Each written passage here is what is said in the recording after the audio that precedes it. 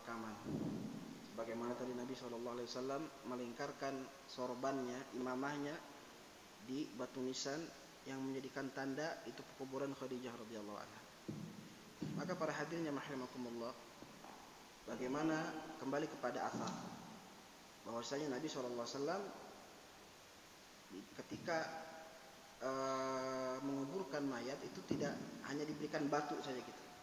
Kalau kita lihat di kuburan Ma'la, Baqi', tanda-tanda saja. Kalau sekarang karena begitu banyak batu-batu di Baqi', kita nggak tahu mana kuburannya Hamzah dan mana kuburannya Aisyah. Pokoknya ada di situ aja.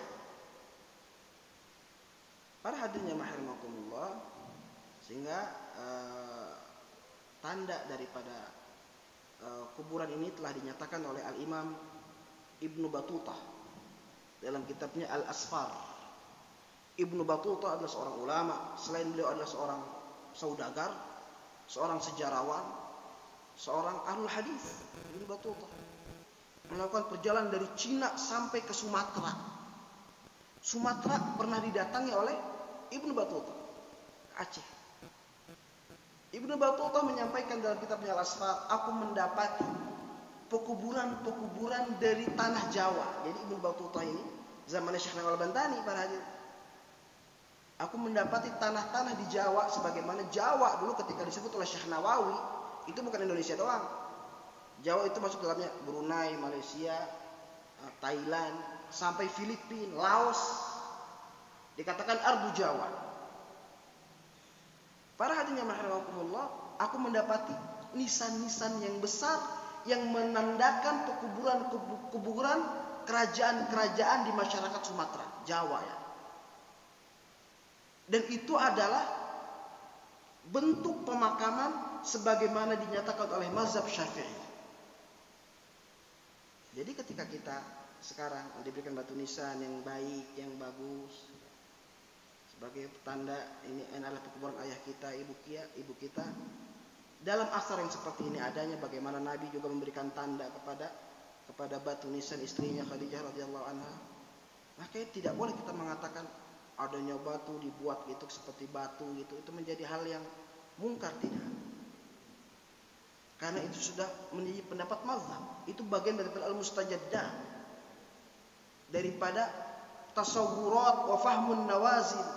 Jadi di dalam pemakaman kita ada namanya bagaimana memahami realita dan fahmul waqi' di dalam hal itu. Menandakan sehingga ketika batu nisan diberikan itu tidak apa. Batu nisan yang baik itu sebagai tanda pekuburan, apalagi di kuburan masyarakat, tidak apa. Saya bukan bagian daripada keingkaran atau kebid'ahan. Boleh para hadirin jamaah rahimakumullah. Adapun tadi yang kedua yang Bapak tanyakan,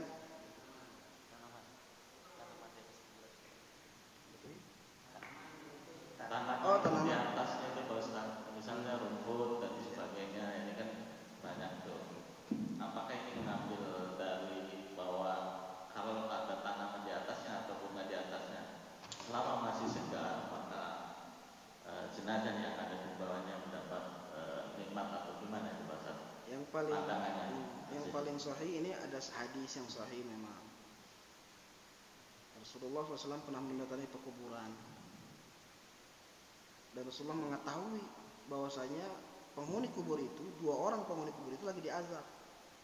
Sehingga Rasulullah mengatakan innahuma la yu'azzabani min kabir, gitu kan hadisnya. Dua orang penghuni kubur itu sedang diazab, padahal mereka tidak melakukan dosa yang besar. Yang pertama gara-gara namimah, suka ngegunjing, suka ngebuka aib orang, suka mencari kambing hitam gitu, mengunjing orang. Dan satu lagi, dia kalau buang air kecil itu nggak ditutupin. Buang air kencing di mana? Di terminal, di tempat bis dia buang air kecil, di tembok-tembok, jalan buntu gitu. Jadi nggak apa namanya, ketika buang air kecil dalam keadaan maksyufah ya, terbuka, nggak tertutup, tidak menjaga kebersihan di dalam beristinja, tidak. Atau dia pipis tapi kemana-mana najisnya. Jadi ada adab dalam buang air kecil, sehingga air kecilnya itu nyepret kemana-mana. Para hadirin rahimahullah, Rasul mengatakan innahuma la yu'azzaman min kabir. Maka Rasulullah itu memetik satu ranting disimpan.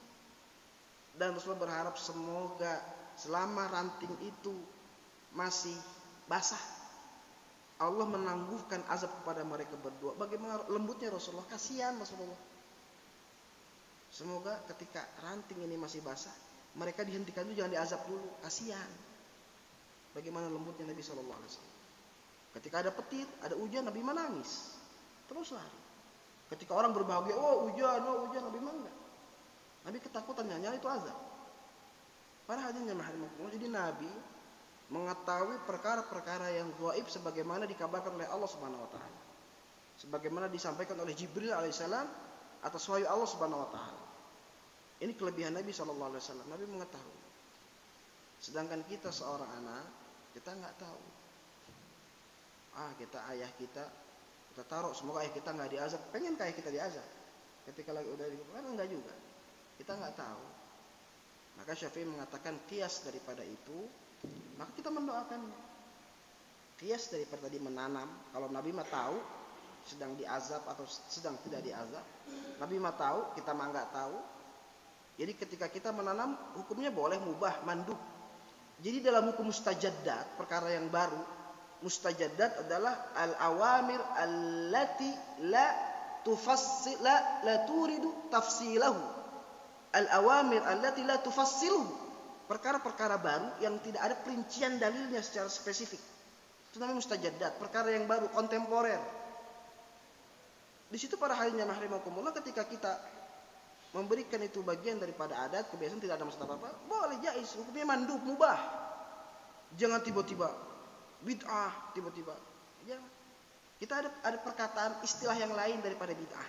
Ada mustahab, ada maslahah, ada mubah.